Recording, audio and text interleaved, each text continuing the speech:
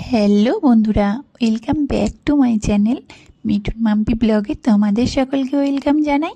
তোমরা সবাই কেমন আছো? আশা করি তোমরা সবাই ভালো আছো। আমি তো ভীষণ ভালো আছি। তো থাম্বনেল দেখে তো বুঝে গেছো এতক্ষণে ভিডিওটা কী হতে চলেছে। তো চলো ঝটপট দেরি না করে ভিডিওটা দেখে নেব। তো সবার আগে বলে নিই, যারা চ্যানেলটা নতুন দেখছো প্লিজ প্লিজ প্লিজ চ্যানেলটা সাবস্ক্রাইব করে আমাকে বন্ধু করে নিও। আর ভিডিওটা ভালো লাগলে একটা লাইক কমেন্ট শেয়ার করো। তো সবার প্রথমে এখানে আমি দেখো ওলকপি নিয়ে নিয়েছি। এখানে অনেক কটাই ওলকপি আছে। তো আমি এই সবটা আমার রান্নার কাজে লাগাবো না, আমি কিছুটা রেখে দেবো আর কিছুটা আমি রান্না করব।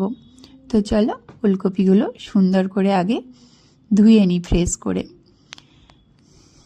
তো একটা পাত্রে জল নিয়ে ওর মধ্যে ওলকপিগুলো আমি এইভাবে ভিজিয়ে রেখেছিলাম কিছুক্ষণ।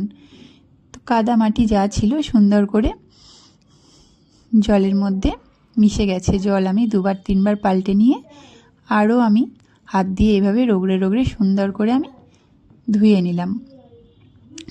তো দেখো আমার সুন্দরভাবে ধুয়ে পরিষ্কার করা হয়ে গেছে। এবার আমি একটা বটি দিয়ে যে যে অংশগুলো কালো কালো হয়েছিল আর পিছনের সামনে এই জায়গাগুলো একটু করে কেটে দেখো সুন্দর করে পরিষ্কার করে নিয়েছি। এবার এই কুড়ুনিটার সাহায্যে আমি এই 4টে ওলকপি কুড়ে নেব। তো দেখো আমার কোড়া হয়ে গেছে। রান্নাটা করতে আমি এখানে ধনেপাতা কুচনো নিয়েছি, এখানে লঙ্কা আর টমেটো কুচনো আর একটু আলু ডুমো ডুমো করে কেটে নিয়েছি। তেল গরম হয়ে গেলে কালো জিরে আর কাঁচা লঙ্কা ফোড়ন দেব। তো কালো জিরে আর কাঁচা লঙ্কা খুন্তি দিয়ে আমি সুন্দর করে একটু নাড়াচাড়া করে নেব।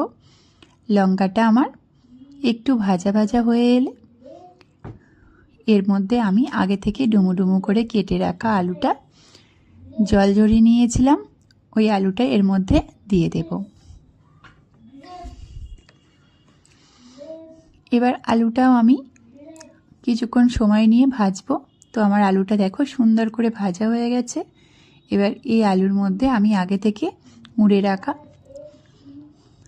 ওই কপিটা দিয়ে দিলাম, তার সাথে কুচিয়ে রাখা টমেটোটাও অ্যাড করে দিলাম।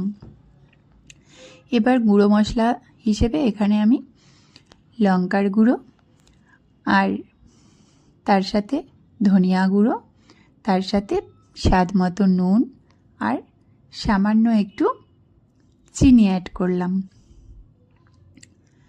এবার সুন্দর করে সব উপকরণের সাথে আমি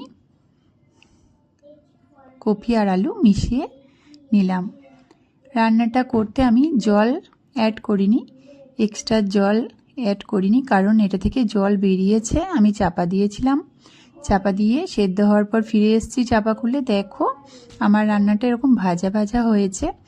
এবার এর মধ্যে আমি ধনেপাতা দিয়ে আরও কিছুক্ষণ নাড়াচাড়া করে নিলাম, দিয়ে নামিয়ে দেব।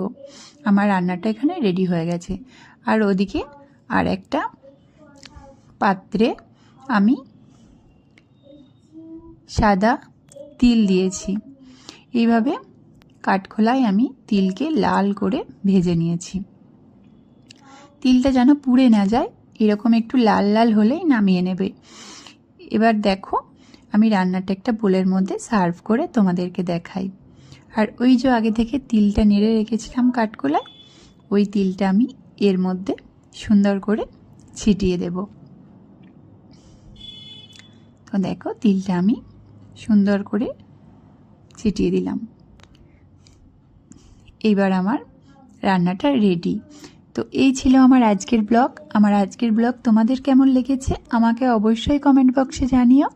আর আমার ভিডিওটা যদি তোমাদের ভালো লেগে থাকে অবশ্যই লাইক কমেন্ট শেয়ার করো। আর তুমি যদি আমার পরিবারের নতুন সদস্য হও অবশ্যই চ্যানেলটা সাবস্ক্রাইব করে আমাকে বন্ধু করে নিও। তো আজকের মতো এখানেই টাটা। সবাই ভালো থেকো, সুস্থ থেকো, সবাইকে ভালো রেখো আর আমাকে অনেক অনেক ভালোবাসা দিও। তো আজকের মতো এখানেই টাটা।